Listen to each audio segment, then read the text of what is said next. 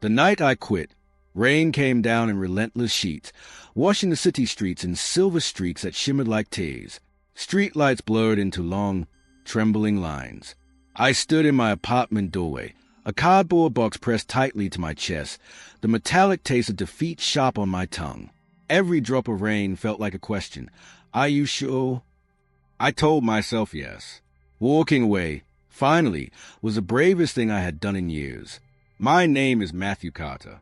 That night, I left the job that once promised me everything. Across the street, the office building loomed like a shadow, its glossy walls reflecting ambition I no longer owned. Deep inside, something cracked open, an ache I didn't yet know how to mend. Before the story goes any further, pause for a moment.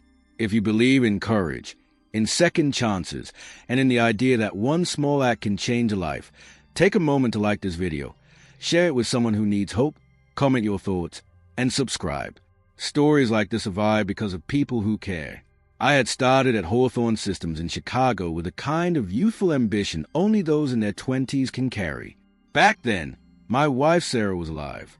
Our mornings were filled with coffee steam, soft laughter, and the promise of a future that seemed already mapped out. I worked long hours because ambition felt noble, because providing for Sarah felt like love, and because my CEO, Jonathan Reed, was a man whose word carried weight and whose praise felt like sunlight. Years passed. The company grew. I thrived, or so it seemed on the surface. But my personal world began shrinking. Sarah's illness arrived quietly, then relentlessly, and finally, it took everything. After her funeral, I returned to work hollowed out, a widow with deadlines and a heart echoing with silence. Grief does not respect office hours. It sits beside you at your desk, follows you into meetings, waits outside the bathroom door. Slowly, my performance slipped, not because I stopped caring, but because grief doesn't wait for Monday morning.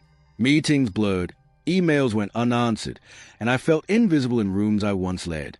Jonathan Reed, who once praised my creativity and loyalty, now watched me with distant patience, a kind of cold observation worse than anger.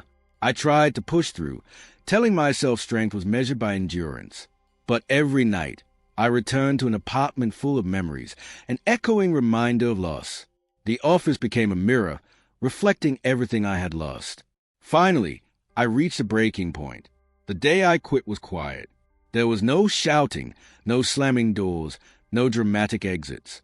Just a resignation email sent in the early hours, hands trembling, a heart needing space to breathe. I told myself I needed distance, that leaving was survival. When I handed in my badge, the office felt colder, as if it already belonged to someone else. I packed my things, nodded politely to coworkers who didn't know what to say, and stepped into the rain, convinced that chapter was closed forever. That night, after hanging my coat and setting my box on the floor, there was a knock at the door. At first, I ignored it, assuming it was a neighbor or a misdelivered package. But the knock came again. Steady, insistent, slicing through the quiet I had wrapped around myself like armor. I opened the door. There stood Jonathan Reed, soaked from the rain, his polished confidence softened by something I had never seen before. He didn't step inside immediately. He just looked at me, not as my CEO, not as a man I worked for, but as someone who had walked too far alone. What followed wasn't an argument, a negotiation, or a lecture about productivity. It was an unspoken reckoning. Jonathan had lost someone too, long before the company ever made headlines. He recognized my struggle in ways no performance review could capture. He admitted, silently, that he had failed to see my pain. Leadership, he realized, was not about metrics, margins, or results. It was about people. In that doorway, drenched and silent, something shifted. The power imbalance that once defined us dissolved, replaced by a quiet understanding. Life can break even the strongest among us. In the weeks that followed, everything changed subtly. I didn't immediately return to my old role. Instead, Jonathan insisted on flexibility, on space to heal, on redefining what success really meant. I began consulting part-time, working from home, rediscovering the rhythm of days that weren't measured by meetings alone. The company offered counseling, not as a checkbox benefit, but as a lifeline that I desperately needed. Slowly, the fog in my mind began to lift. I cooked again. I walked along Lake Michigan at dusk, letting memories of Sarah exist without crushing me. The story wasn't about a CEO saving an employee. It was about two men confronting humanity in a system that often denies it. Jonathan learned to lead with empathy, not distance. I learned that quitting didn't equal failure, and that sometimes walking away opens a door to something better. The company culture shifted almost imperceptibly. Managers checked in on teams. Burnout was named instead of ignored. People began to feel seen. Months later, at a company gathering, the office no longer felt like a prison of expectations.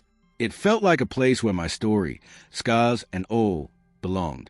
I stood near the windows, watching the city pulse with life, and realized that the rain-soaked night I quit was a beginning, not the end. The knock on my door had carried a message deeper than words. Belonging transcends job titles. If this story has touched you even slightly, please share, and comment one word that captures your feeling. Your engagement keeps these stories alive. Today, my framed resignation letter sits on my desk, not as a reminder of weakness, but as proof that courage takes many forms. Grief still visits, sometimes without warning, but I no longer mistake pain for failure. Leadership, love, and healing all begin with seeing the person in front of you, including yourself. Even after quitting, even after thinking I had lost everything, someone can still knock on your door and change how you see the world.